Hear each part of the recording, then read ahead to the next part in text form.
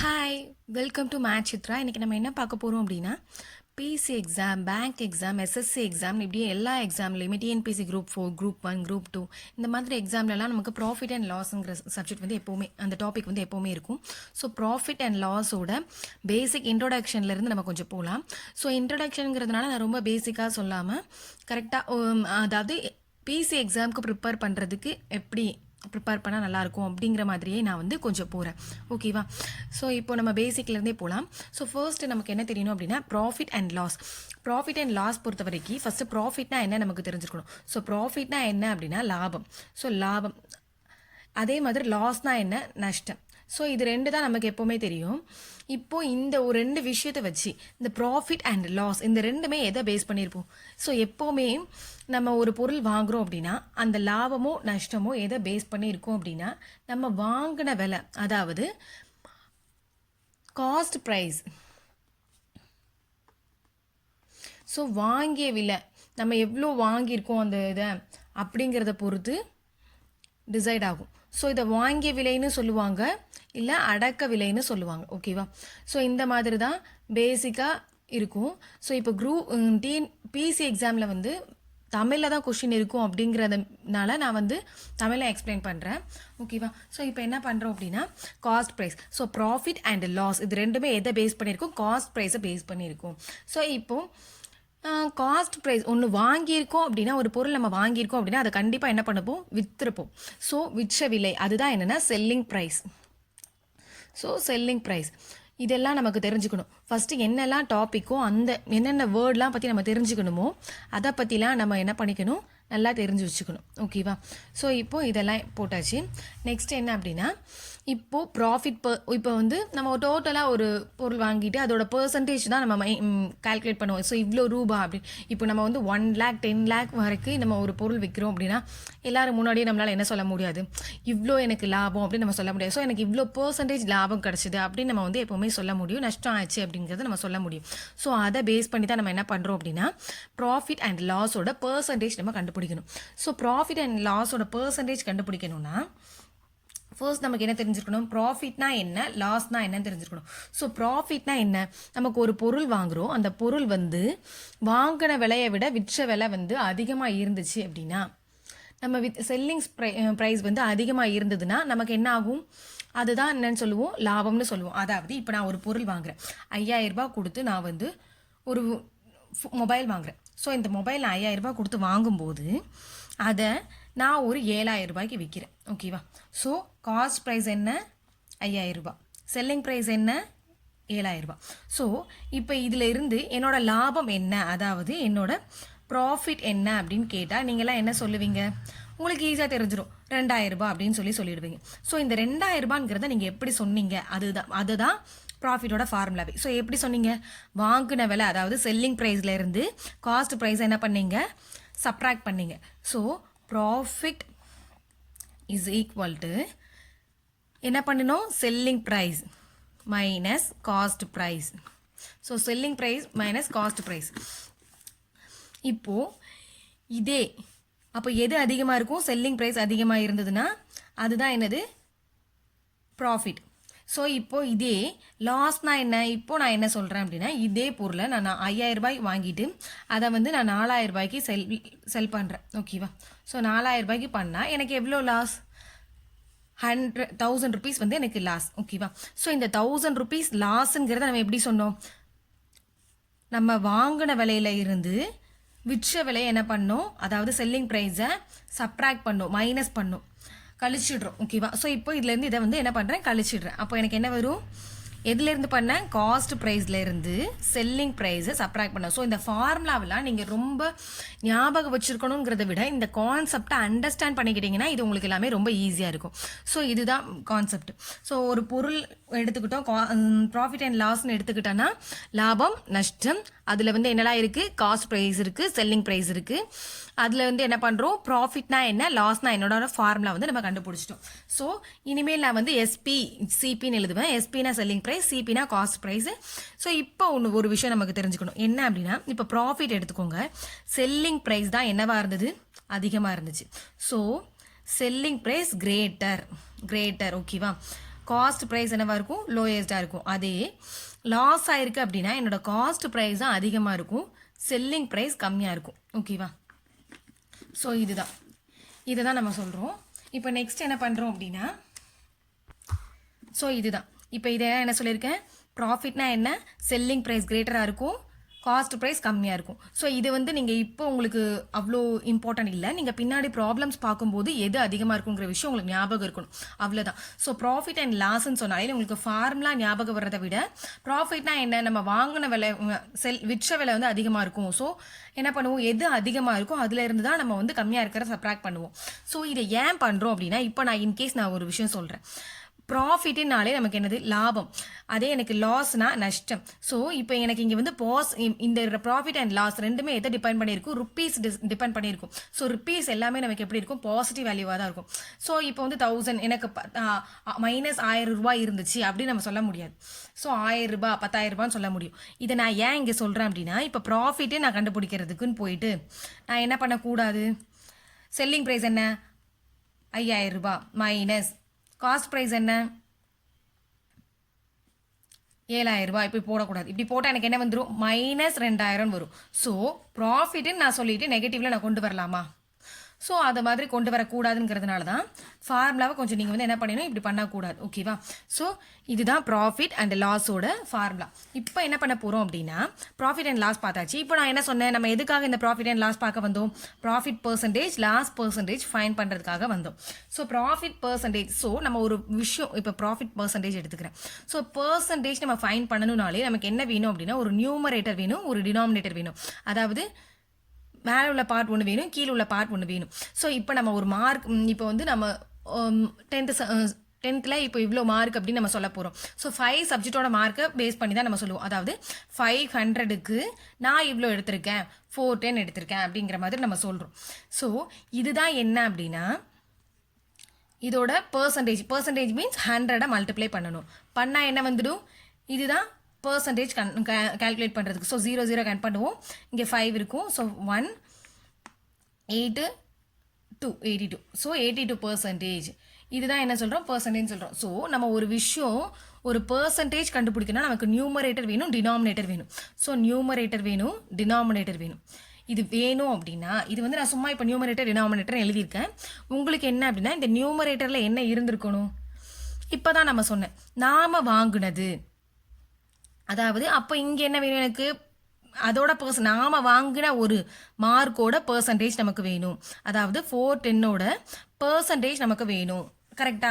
So அந்த base பண்ணி தான் நம்ம இப்படி போட்டோம். அப்போது எனக்கு ப்ராஃபிட்டோட பர்சன்டேஜ் வேணும். அப்போது நான் என்ன போட்டிருக்கணும், மேலே ப்ராஃபிட்டோட ருப்பீஸ் போட்டுட்டு கீழே என்ன போட்டுக்கணும், அதுதான் நான் இருந்து சொல்லிட்டு இருந்தேன். ப்ராஃபிட் அண்ட் லாஸ் ரெண்டுமே எதை டிபெண்ட் பண்ணியிருக்கும், காஸ்ட் ப்ரைஸை டிபெண்ட் பண்ணி இருக்கும். அதாவது வாங்கிய விலையை லாபமோ நஷ்டமோ அது வந்து நம்ம பொருளை வாங்கின விலையை பொறுத்து டிபெண்ட் ஆகிருக்கும். ஸோ இப்போ என்ன பண்ணுறோம், இதை வந்து காஸ்ட் ப்ரைஸ் இன்ட்டு என்ன பண்ணிடணும் 100, அவ்வளோதான். ஸோ இதுதான் கான்செப்ட். ஸோ ஒரு ப்ராஃபிட்டோட பர்சன்டேஜ் வேணும்னா நம்ம அந்த ப்ராஃபிட் நமக்கு தெரிஞ்சிருக்கணும், அதே மாதிரி அதை நம்ம வாங்கின விலையும் நமக்கு தெரிஞ்சிருக்கணும்.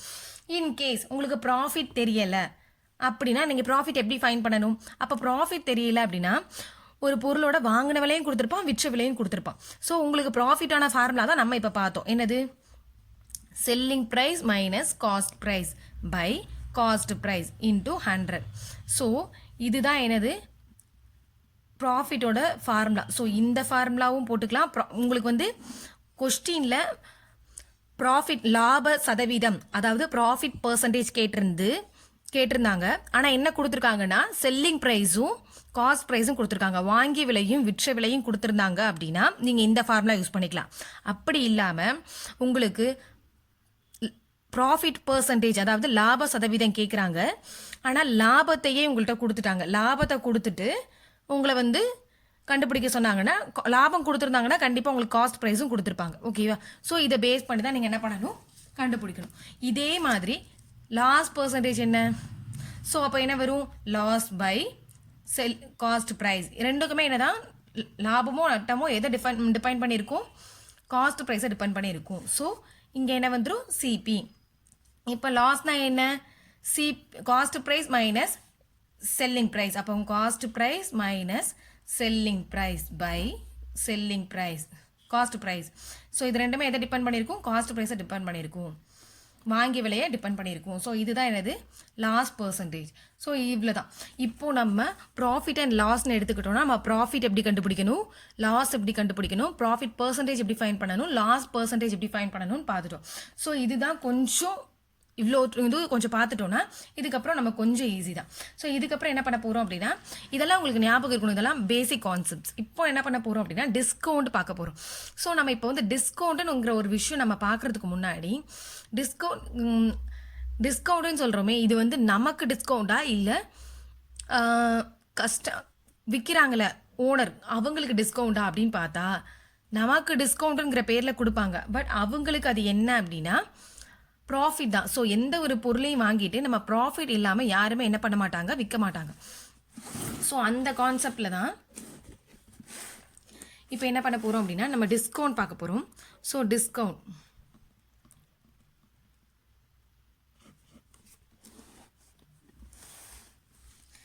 டிஸ்கவுண்ட் பார்க்குறதுக்கு முன்னாடி இப்போ டிஸ்கவுண்ட்னா என்னன்னு சொன்னேன். டிஸ்கவுண்ட்டுங்கிறது யாருக்கு டிஸ்கவுண்ட்டு? இப்போது இந்த டிஸ்கவுண்ட் பற்றி பேசுகிறதுக்கு முன்னாடி நம்ம ஒரு விஷயத்த பேசிடலாம். என்ன அப்படின்னா, இப்போ நம்ம வந்து டிஸ்கவுண்ட் வந்து எங்கே கிடைக்கும்? நீங்கள் வந்து ஒரு ஷாப் போகிறீங்க, ஒரு ஷர்ட்டு வாங்குறீங்க, ஓகேவா? ஸோ ஒரு ஷர்ட் வாங்குறதுக்கு முன்னாடி அதில் வந்து ஒரு ப்ரைஸ் கொடுத்துருப்பாங்க. என்ன கொடுத்துருப்பாங்கன்னா, எப்போவுமே ஒரு 100,000 rupees அந்த பேண்ட்டு அந்த ஷர்ட்டுன்னு வச்சுக்கோங்க. ஆனால் இதை கட் பண்ணிவிட்டு 10% ஆஃபர் அப்படின்னு சொல்லுவாங்க. 10%னா எவ்வளோ? 100 rupees. ஸோ இந்த மாதிரி கொடுத்துருப்பாங்க. ஆனால் இது இருக்கட்டும், இது எப்படி வந்துச்சு நான் உங்களுக்கு சொல்கிறேன். இப்போ வந்து 1000 rupeesக்கு அதை கட் பண்ணிவிட்டு உங்களுக்கு 10% ஆஃபர்னு சொல்லி 900 கொடுத்துருப்பாங்க. ஸோ இது எவ்வளோ இல்லையா? 1000 இல்லையா, 900 தான், ஓகேவா? ஸோ இப்போ இதை ஏன் இப்படி கொடுத்துருக்காங்க அப்படின்னா, இப்போ ஒரு விஷயம் சொல்கிறேன். இந்த மாதிரி ஒரு விஷயம் இருக்குது அப்படின்னா அங்கே வந்து அவங்களுக்கு அந்த ஓனர் இருக்காங்கல்ல, அவங்க விற்கிறவங்களுக்கு லாபம் இல்லாமல் கொடுக்க முடியுமா? இப்போ நான் ஒரு விஷயம் உங்ககிட்ட கேட்குறேன். ஸோ இப்போ உங்ககிட்ட நான் ஒரு பொருள் வந்து 10,000 ரூபாய்க்கு வாங்கி உங்ககிட்ட கொடுத்துட்றேன். அந்த பொருளை நீங்கள் 10,000 ரூபாய்க்கு என்கிட்ட வாங்கியிருக்கீங்க. நீங்கள் அதை 9,000 ரூபாய்க்கு விற்பீங்களா? மாட்டீங்க, கண்டிப்பாக மாட்டீங்க. ஸோ நீங்கள் அதை என்ன பண்ணுவீங்க? 12,000 சொல்லிட்டு ஒரு 11,000 ரூபாய்க்காவது விற்பீங்கல்ல. அந்த மாதிரி அவங்க சொன்ன விலை தான் இந்த 1000 rupees. ஸோ இதை தான் என்னன்னு சொல்கிறோம் அப்படின்னா மார்க்கெட் ப்ரைஸ். ஸோ மார்க்கெட் ப்ரைஸ்னால் ஓனர் அவங்களுக்காக மார்க் பண்ணிக்கிட்ட ஒரு ப்ரைஸ், ஓகேவா? ஸோ இந்த ப்ரைஸ்லேருந்து அவங்க டிஸ்கவுண்ட் கொடுக்குறாங்க. இப்போது ஆனால் இந்த பொருள் அவர் இப்போ நமக்கு டிஸ்கவுண்ட்டே 900 rupees கொடுக்குறாங்கன்னா அவர் இந்த பொருளை எவ்வளோ வாங்கியிருப்பார்? மேபி 700க்கு வாங்கியிருக்கலாம், இல்லை 800க்கு வாங்கிருக்கலாம், ஓகேவா? ஸோ இதுதான்.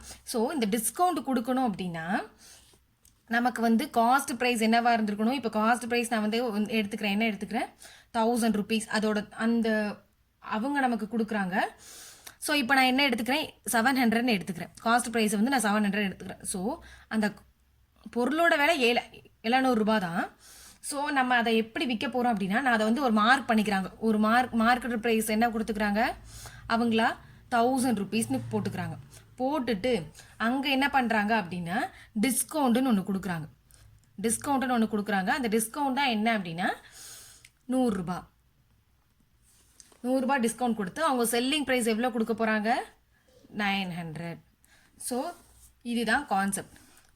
இப்போது இதில் காஸ்ட் ப்ரைஸுங்கிறது நமக்கு தெரியாது. காஸ்ட் ப்ரைஸ் இது நமக்கு என்ன தான் தெரியும்? மார்க்கெட் ப்ரைஸ் தான் காஸ்ட் ப்ரைஸும் நினைப்போம். பட் அந்த ஓனருக்கு தெரியும் காஸ்ட் ப்ரைஸ் எவ்வளோ? 700. ஸோ கண்டிப்பாக அவங்க இந்த இடத்துல லாபம் பார்த்துருக்காங்க. எவ்வளோ லாபம் பார்த்துருக்காங்கிறத நீங்கள் சொல்லுங்கள். இந்த இதை டிபெண்ட் பண்ணாமல் நம்ம சொல்லணும். ஸோ இதிலேருந்து இதை பார்க்கும்போது செல்லிங் ப்ரைஸ் அப்போ அவர் 200 என்ன பண்ணியிருக்காரு? அவருக்கு ப்ராஃபிட் தான், ஓகேவா? ஸோ இதுதான் டிஸ்கவுண்ட் கான்செப்ட் மட்டும் கொஞ்சம் ஒரு மாதிரி இருக்கும். ஸோ இதை நல்லா பார்த்துக்கோங்க. இப்போ என்ன பண்ண போகிறோம் அப்படின்னா, ஸோ இன்கேஸ் நான் வந்து என்ன சொல்கிறேன் அப்படின்னா, இப்போ ஒரு பொருளை இதே தான் இதில் வந்து மார்க்கெட் ப்ரைஸ் பார்த்தோம். இதில் 2 விஷயம் இருக்குது. மார்க்கெட் ப்ரைஸ் ஒன்று இருக்குது, இன்னொன்று மார்க்கப் ப்ரைஸ்னு ஒன்று இருக்குது, ஓகேவா? ஸோ இது வந்து இதான் இது என்ன சொல்லுவாங்க அப்படின்னா போலியாக அவங்க வந்து ரெடி பண்ண அந்த விலை அப்படின்னு சொல்லுவாங்க. ஸோ அதே மாதிரி இங்கே வந்து மார்க்கப் ப்ரைஸ் தான் என்ன அப்படின்னா அப் மீன்ஸ் நம்ம எவ்வளோ ருபீஸ் கூட்டி கொடுத்துருக்கோம். ஸோ இங்கே எவ்வளோ மார்க்கெட் ப்ரைஸ், அதாவது காஸ்ட் ப்ரைஸ்லேருந்து அவர் மார்க்கெட் ப்ரைஸ் எவ்வளோ போட்டிருக்காரு, 300 போட்டிருக்காரு. ஸோ இப்போது இதுலேருந்து ஒரு விஷயம் தெரிஞ்சுக்கலாம். என்ன அப்படின்னா மார்க்கெட் ப்ரைஸை ஃபைன் பண்ணுறதுக்கு அவர் எவ்வளோ எக்ஸ்ட்ரா போட்டிருக்காரு, காஸ்ட் ப்ரைஸ் கூட மார்க்கப் ப்ரைஸ் ஆட் பண்ணால் அதுதான் என்னது மார்க்கெட் ப்ரைஸ். ஸோ கொஞ்சம் நல்லா கவனிச்சிங்கன்னா உங்களுக்கு புரிஞ்சிடும். அதாவது நான் என்ன சொல்கிறேன்னா காஸ்ட் ப்ரைஸ் என்ன 700, அது கூட மார்க்கப் ப்ரைஸ் என்ன 300, இதை ரெண்டையும் ஆட் பண்ணிட்டான்னா மார்க்கெட் ப்ரைஸ் கிடச்சிடும். மார்க்கெட் ப்ரைஸ் எவ்வளோ 1000 rupees கிடச்சிருச்சான்னு பாருங்கள், கிடச்சிருச்சா. ஸோ இதை தான் அவங்க சொல்லியிருக்காங்க. மார்க்அப் மீன்ஸ் எவ்வளோ எக்ஸ்ட்ரா எடுத்திருக்காங்க, எவ்வளோ போட்டிருக்காங்கங்கிறது தான் மார்க்அப் ப்ரைஸ். ஸோ இப்போ என்ன பண்ண போகிறோம் அப்படின்னா இதுலேருந்து நம்ம என்ன பண்ணலாம், டிஸ்கவுண்ட் கண்டுபிடிக்க முடியுமா அப்படின்னு பார்க்க போகிறோம். ஸோ டிஸ்கவுண்ட் கண்டுபிடிக்கிறதுக்கு முன்னாடி இதுலேருந்து நம்ம என்ன பண்ணலாம் அப்படின்னா இப்போது நம்ம காஸ்ட் ப்ரைஸ் இருக்குது, இப்போ நம்ம செல்லிங் ப்ரைஸ் பற்றி இங்கே பேசவே இல்லை. ஸோ இப்போ எனக்கு மார்க்கப் ப்ரைஸ் மட்டும் தெரியுது, மார்க்கெட் ப்ரைஸ் தெரியுது, மார்க்கப் ப்ரைஸ் தெரியுது, காஸ்ட் ப்ரைஸ் தெரியுது, எல்லாமே தெரியுது, டிஸ்கவுண்ட் எல்லாமே தெரியுது.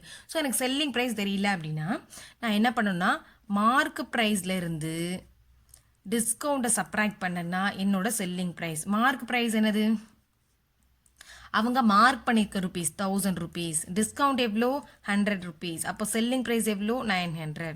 ஸோ இதுதான் இப்போ இதுதான் என்னது இன்னொரு ஃபார்முலா. ஓகேவா. ஸோ இதை வந்து கொஞ்சம் உங்களுக்கு ஒரு மாதிரி இருக்கும், பட் அண்டர்ஸ்டாண்ட் பண்ணிக்கணும். இது வந்து இந்த ஃபார்முலாவை நீங்கள் மெமரைஸ் பண்ணுறதை விட கான்செப்ட் அண்டர்ஸ்டாண்ட் பண்ணிக்கிட்டிங்கன்னா உங்களுக்கு ஈஸியாக இருக்கும்.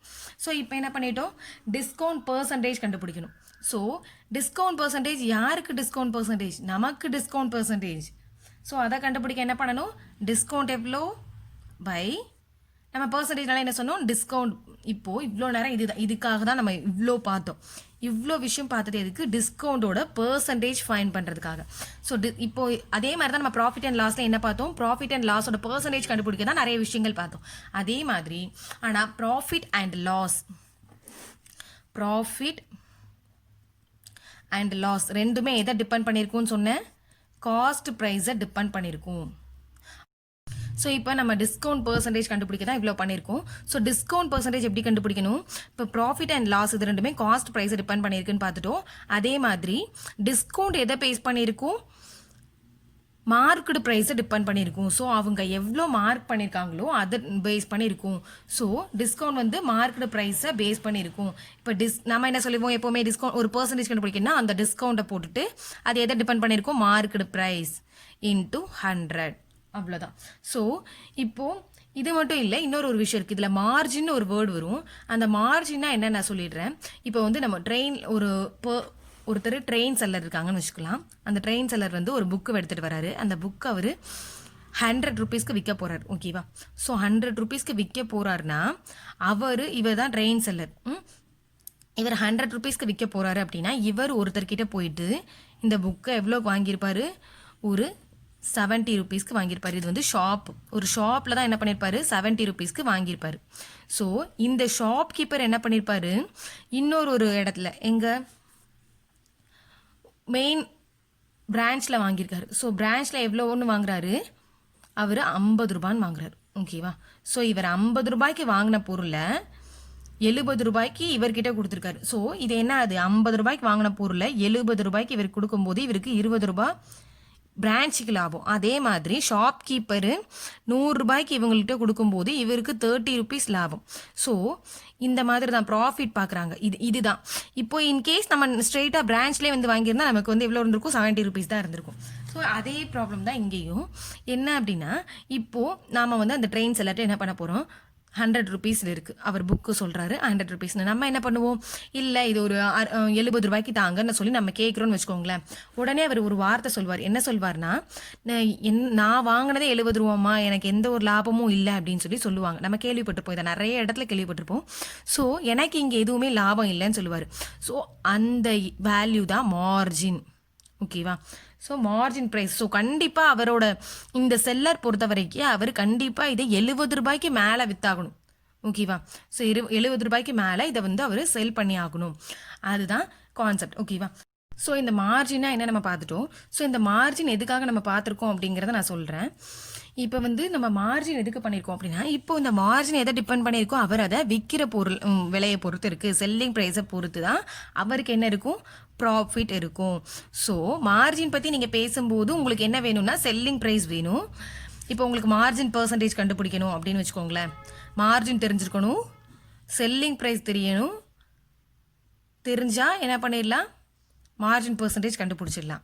அதே மாதிரி அதோட ப்ராஃபிட் கண்டுபிடிக்கிறதுக்கும் என்ன பண்ணணும், selling margin is equal to selling ப்ரைஸ்லேருந்து காஸ்ட் ப்ரைஸை சப்ராக்ட் பண்ணால் என்ன வந்துடும், மார்ஜின் பர்சன்டேஜோட மார்ஜினோட ப்ராஃபிட் தெரிஞ்சிடும். ஓகேவா, அவ்வளோதான்ப்பா. ஓகே, ப்ராப்ளம்ஸ்லாம் நம்ம வந்து நெக்ஸ்ட் வீடியோவில் பார்க்கலாம். பாய்.